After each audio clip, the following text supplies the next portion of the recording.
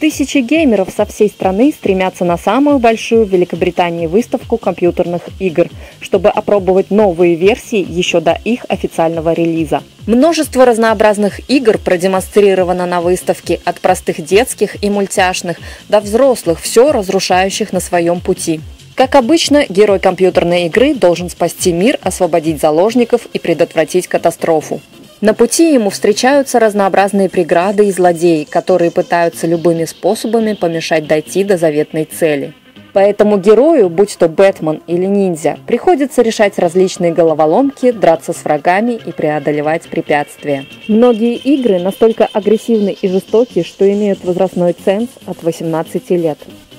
Для более молодых игроков есть и другие игры, спортивные, типа футбола, где можно почувствовать себя любимчиком своей команды, как, например, Криштиану Рональдо или Дэвид Бекхэм, а также бокс и гонки на суперскоростных болидах.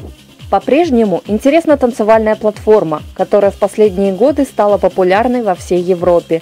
Повторяя под музыку танцевальные движения за моделью на ТВ, очень легко и просто научиться основным танцевальным движениям, а дальше уже дело импровизации каждого.